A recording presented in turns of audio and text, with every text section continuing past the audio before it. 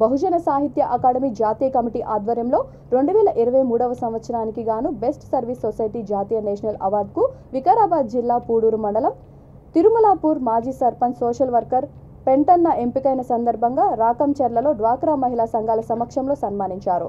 సర్పంచ్ కమ్లీబాయ్ ఆయనకు పూలమాలలు వేసి శాలువాతో సత్కరించారు. ఈ సందర్భంగా అవార్డు గ్రహీత పెంటన్న మాట్లాడుతూ రాకంచెర్ల తిరుమలాపూర్ గ్రామ మహిళా సంఘాల సహకారంతోనే తాను ఈ అవార్డు అందుకున్నానని అన్నారు. డ్వాక్రా మహిళల కోరిక మేరకు నూతన డ్వాక్రా మహిళా భవనం ఏర్పాటుకు కృషి చేస్తానని అన్నారు. ఈ కార్యక్రమంలో ఏపీఎన్ బందయ్య, సిసి రాములు, మహిళా సమైక్య మండల అధ్యక్షురాలు బేబీ తదితరులు పాల్గొన్నారు. నాకు చెప్పదలసింది ఒకటే, నేను ఈడ నిలబడి మాట్లాడుతున్నా అంటే కారణం మీరు లేకపోతే నేను లేనిలా ఈ కుర్చీ మీద కూర్చునే అధికారం కూడా లేదు.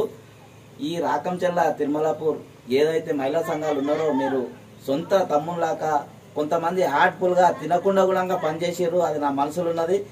ఈరోజు కొంచెం మోమాటం ఉండొచ్చు, కొంచెం ఇటు అటు ఉండొచ్చు, కానీ నా కోసం పనిచేసి సొంత తమ్ముళ్ళలాగా సొంత ఇంట్లో వ్యక్తి ఎట్లయితే ఉంటామో ఆ విధంగా నేనే సర్పంచ్ అన్నట్టు మీరు నా కోసం కష్టపడ్డది నేను ఎప్పుడు మర్చిపోను.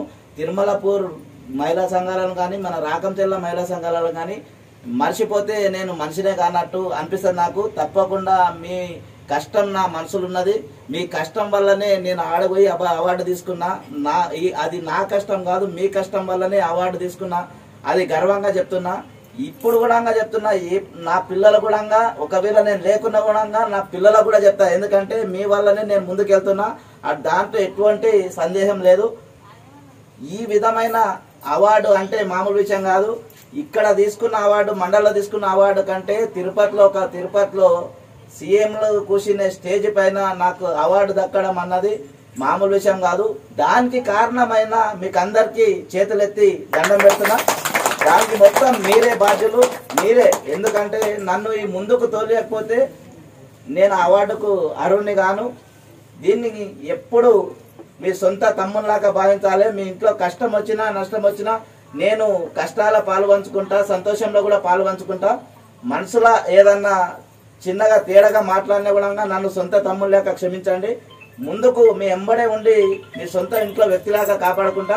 అదేవిధంగా ఈ ట్రాక్టర్ సంఘం మీరు బిల్డింగ్ అయితే ఏదైతే అడుగుతున్నారో ఆ బిల్డింగ్ మ్యాక్సిమం ఇది కూలే పరిస్థితి ఉన్నది కాబట్టి దీన్నే డిస్మెంటల్ చేసి 2 భాగాలుగా చేసి కొంచెం వేరే విధంగా మేము వాడుకుంటాం, కొంచెం మీరు వాడుకునే ప్రయత్నంగా దగ్గర ఈ సర్పంచ్ అయిపోయే మూమెంట్ల వరకు నేను ప్రయత్నం చేసి తీసుకొస్తానని మాటిస్తున్నాను మీకు.